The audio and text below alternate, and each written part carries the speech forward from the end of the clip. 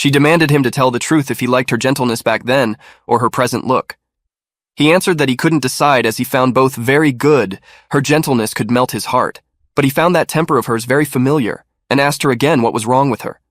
She explained to him that when she turned back into a girl, she was afraid he would not accept that and treat her as his brother, so she tried her best to act a little more feminine.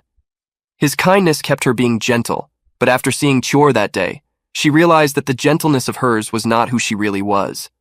She then stated that if he liked the gentle side of her, then it was not her that he really liked, and she wanted to try turning back and being herself again. She inquired if he was all right with that.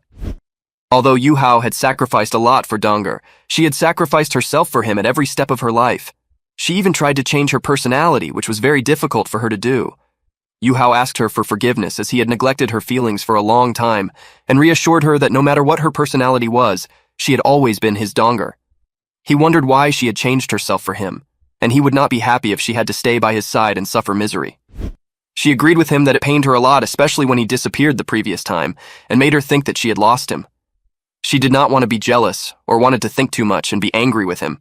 She was just very scared of losing him, but the moment she saw him coming back, he looked like a dead person to her. That was the moment when she decided that she would kill herself if he died.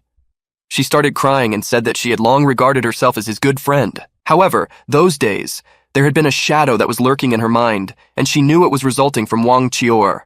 Although she knew that he only had her in his heart, she could still see something from the eyes of Chior.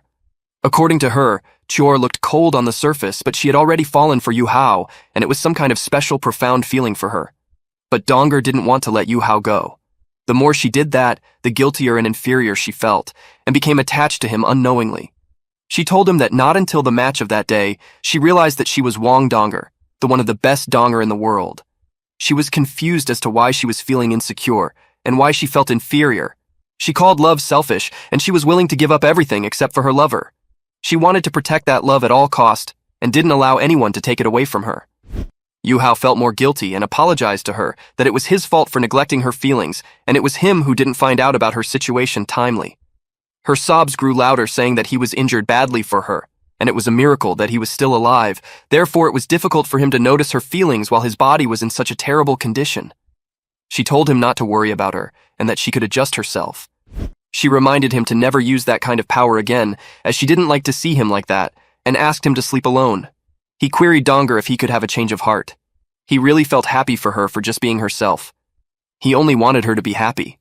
The first round of that round-robin tournament had ended successfully, but all of them could not forget the unexpected situation in the game. The name of the Tang sect had become a popular topic of conversation across Bright Capital City in a very short time. The opponents of Shrek Academy in the first round were not very strong. They were still the way they played in the elimination battle, and they had won in the end. That round-robin competition had just begun. Every single game that followed was important to all teams, especially those who had already lost a match once. Later that night, the second game of the Young Elite Soul Masters tournament in Bright Capital City was about to begin, and one of the most attractive bets for the public was how long it would take for the first person to complete the competition. It would be of different intervals. The shortest was half an hour, then half an hour to an hour, and then hour to an hour and a half, and so on. It was not true that the longer the time was, the lower the betting odds were. The timing closest to the median had the lowest odds, and the odds at both ends were much higher. Yuhao read the list and found out that his number was 66. Kaitu's number was 88. He found those numbers really nice. Those numbers meant that there were still 67 people left on Shishui Alliance's side, and among those 67 people, there were a dozen of people who were specially marked by Chenan. Some of the marks indicated that the players were qualified to go straight to the next round, and the others indicated that the players were hiding their ability. Donger demanded that she also wanted to watch his game. He responded that he would ask the people of Chenan to make some arrangements. She went closer to him and asked if he would really do everything she wanted. He agreed with her, addressing her as his Lady Queen. When everyone arrived, Yuhao could not recognize their identity as they were not having any number plates. They looked about 27 or 28 years old. He wondered if they were the members of the Virtuous Hall. Chenan welcomed them all and thanked them for attending the competition. He then gave them their number plates. Yuhao wondered if those players were specially invited by Shishui Alliance. Chenan informed him that those were the players who were specially invited by their alliance, and he didn't know their identity either. But the superiors had said that they were very powerful soul engineers. Chenan announced that the completion was about to begin, and asked everyone to proceed to the arena and get ready for the match. Someone stopped Yuhao and his team and asked him to wait and let their master go first. One of them addressed him as a cripple guy, saying that he seemed to be sensible. Donger stared at him and he went flying towards the wall and the wall crushed. Donger asked him if he was courting death. He yelled at her about what she was doing. Another guy went to Yuhao and said to him that it was so ignorant of his subordinates to offend him and told him to go first. Yuhao responded it was nothing and apologized for causing him trouble. A person came to that guy and addressed him as Big Brother, saying that the guy sitting on the wheelchair is a little weird and his servant looks so weak, but he turned out to be so strong, and he speculated that the servant possessed at least 6 rings of soul power. The competition has started. The movements of player 96 and player 98 were so quick, and not only were his expressions calm, but his hands were even more terrifyingly stable. Yuhao was shocked when he saw that they were using a carving knife. That carving knife seemed to be alive after absorbing soul power. During the carving process, that carving knife emitted a soft dragon roar and a layer of cayenne appeared on the metallic surface it engraved upon, and there seemed to be a faint fluctuation of the wind attribute. At the sharp edge, there was also a layer of faint sword light. He assumed it was probably a listed carving knife. The list of carving knives included 100 knives in total, all of which were the best knives across the whole continent. Soul-devouring carving knives was one of them. The most powerful thing about the knives in the list was that they all had their own characteristics and even spirituality. When soul tools were made, it was possible for them to have characteristics that belonged to a carving knife. Thus it produced a soul beyond the level of the soul tool itself. Yuhao sighed that the blade of Life Watch had been nurtured in the eyes of destiny, and he didn't know what it would look like. He knew that taking it out rashly would only attract attention, and he would take a look when he returned, apologizing for his precious knife. After 30 minutes, number 96 and number 98 had put away their listed carving knives and each handed in their own soul tool. They both moved to the next round with a high ranking. The 4th-level soul tools made by Yuhao and Kaitu were all small soul cannons, and they moved to the next round inconspicuously. Donger questioned Yuhao if he was trying to play dumb and taking advantage again. He replied to her that it was not pretending to be dumb and taking advantage, it was just being dumb. He told her that 300,000 gold souls would make him so distracted when he went back, so he would do some reflection in front of everyone. In reality, he was just thinking about the carving knife. Kaitu talked to Yuhao that it was okay if he had lost as he could reclaim it next time. He told him to just think about how to earn it in the next round. Donger stated that it looked like he had gambled before as he was using words like an expert. Kaitu asked her why she looked so happy and lively that day, and if it was something good. She responded that of course something good was happening, but she would not tell him what it was. Yuhao suggested to Donger to go ahead and rest first, and he still had something to deal with. She asked him what else he wanted to, and she wanted to accompany him. She felt he was hiding something from him as he looked so excited after losing 300,000 gold soul coins. He really liked Donger when she was like that.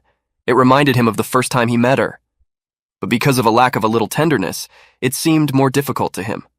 He replied to her that there was nothing to hide, and he had just forgotten he had one more thing. His vertical eyes had opened, and Donger found them very beautiful. It was illuminating the room with green light. The whole space seemed to be distorted, and it seemed that a door to another world had been opened, and a knife came towards his hand from that green light. It was the blade that was protecting the creature conceived in his eye of destiny. It had transformed into what it was then. The surging vital force was constantly flowing back, traveling through heaven and earth elementary forces in his body, and he found it very comfortable. He tried to inject the soul powers, but the blade was very long. Suddenly the table in front of them turned into ashes. They didn't know what was happening there. Yuhao mentioned that it was called the Blade of Protection, and its power was to judge the vital force of all objects, but just the lifeless objects. Its attribute was life. It could also give vital force to other objects. He felt that with it, and the speed at which he absorbed ultimate ice heaven and earth, elementary forces in his body had been accelerated. Donger commented that it was a good thing and it was great if it could help him recover sooner. After a while, she realized it was the listed blade and asked if he was not afraid of people's attention when he would be carrying that blade to the competition. He showed her that he could change its look completely. She got really happy and stated that indeed he could do anything. He requested Donger to help him lie down as he was trying to use that knife to assist his practice, and it seemed that healing was beckoning to him. Next day in the competition, the Tang sect's opponent was the Brighten Jade sect from the Sun and Moon Empire. They had heard that the Brighten Jade sect was also a soul engineer sect, and it had a very high reputation in the capital city. They had won easily in the previous battles, and there were nearly no casualties. Moreover, they had a captain who always wore a hat and had never been on the stage. There were only 6 people except him competing, although it was a team battle. When they arrived at the arena, Yuhao felt an inexplicable aura. There was a soaring sword intent. Everyone wondered who that was. It was Ji Juechen. He was asked if he had defected to the Tang sect. Princess Juzi said not to make it sound bad, as they had simply dropped out of school to join a sect. The first match of the round-robin round was started, and the chief referee announced that the Tang sect would fight against the Brighten Jade sect. The team members participating in the competition of both parties were called out to enter the battle zone to prepare. Donger in the appearance of Wang Dong came from Tang sect, and her opponent was Yu Chen from Brighten Jade sect. The match was started, and Chen had started attacking Donger right away. She was shocked at how his pair of thrones were harming her martial soul. He started attacking her from all directions, but when she used her soul power, all his thrones started to fall over him instead. He protected himself from the protective shield, and had increased to 9 shadows. Donger called him sly. She saw all the shadows gathering together, but later she realized that those were not shadows. Those were specters. The chief referee realized that it was a specter splash, which meant it was human and weapon-fused. He had focused on boosting his own attack power and was able to achieve that level. As soon as he attacked Donger, everyone thought the Tang sect was done. But Donger had blocked all of his attacks with her soul tool. She apologized to him that her tool was a bit tough. Her tool was a clear sky hammer. Donger seemed to want to conclude the match swiftly. She attacked him and screamed that not only Wang Chuer had that power, but she had that too. The referee told her to stop and announce the victory of Tang sect. Everyone in the crowd mumbled that it was the true power, as she didn't use any soul skill and defeated the enemy by simply using a tool soul. They wondered if it was twin martial soul. The chief referee questioned Donger if she was from the Clear Sky clan. She counter-questioned him if the Sun and Moon Empire knew about the Clear Sky clan. He responded that, surprisingly, he could encounter the offspring of his old acquaintances there, and he used to know a Clear Sky clan elder. She told him to wait until the competition was over, and then she would talk to him again. The next match was between Donger and Ade from the Brighten Jade sect. The referee announced to introduce themselves. Donger thought that those guys were really a bunch of weirdos. They were ordered to get back to their preparation areas. Princess Juzi asked the Grand Master what was wrong with the opponent. He told her that he was a vampire bat martial soul, and that was a kind of variant martial soul. He further said that the guy was very likely to become a good seed if he would receive proper training. He ordered Xiao Feng to bring him to him after the game. Ah grew his red nails and went flying towards Donger to attack her, but she used her 6 soul power and backed him off. Sanchi commented that it was 6 rings versus 5 rings and they were taking the lead. The two of them were flying higher and higher, and the Tang sect seemed to have the upper hand. It was the Soul King and Soul Emperor, and they were just 1 rank apart. After a while, Donger's opponent started to use a weird soul skill, and red rays were coming out of him and went inside Donger. She felt the emerging sense of dizziness and powerlessness that was very strong. It was the blood shadow puppet. It was used to deprive other people's vitality for its own use. It was both offensive and defensive. He could literally kill 2 birds with 1 stone through that technique. The Brighten Jade sect's power had been considerably boosted. The Tang sect seemed to be losing ground as he kept dodging her blows. He addressed Donger, a little one, and told her to completely disappear, but suddenly his body started expanding abnormally and was floating in the air. He screamed and asked her what was in her blood. As soon as he said that, his body exploded and there was blood all around him. Donger wondered what was in her blood. The prince found that very amazing and questioned if it was possible that Donger's blood could trigger attacks. It was very likely that her blood had the power that could not be devoured. The referee announced that the member of the Brighten Jade sect had died and Tang sect had won the match. Their victory surprised Donger, and she wondered if it was really related to her blood. The referee told her that the Bright Jade sect had violated the law by ambushing the opponent, and that match was ruled as conceding defeat. Someone came into the arena with anger and claimed that Donger had killed Ade. It was a female voice. It turned out that she was Ade's older sister. The referee stated that whatever relationship was between the two of them, his unexpected death during the match back then was a fact. And as for her, she had sneakily attacked the opponent and broke the rule, so she was ruled as conceding defeat. He told her that if they still had the chance to compete in team fights in the future, they could get back to compete again. The sister complained again that Donger had killed her younger brother. The match ended and the Tang sect had won. Donger announced that she would like to surrender for the next match and their team wanted some substitutes. For the 4th match, the Tang sect had surrendered and substituted. The next member of both teams was announced to get in the battleground. It was Xiao Xiao from their team. Donger warned her to be careful as the Brighten Jade sect was a little weird. It seemed like they had used close combat soul tools and combined them with their marital souls. Yuhao told Nana that the opponent team's captain was not easy to deal with, and during the team battle she needed to be aware of her. She agreed with him. The next match was between Xiao Xiao from the Tang sect versus Qin Yueyue of the Bright Jade sect. The match started and Yueyue was very fast at attacking her opponent. Xiao really likes that. The audience thought that the battle between 2 girls seemed weak, but they were very violent.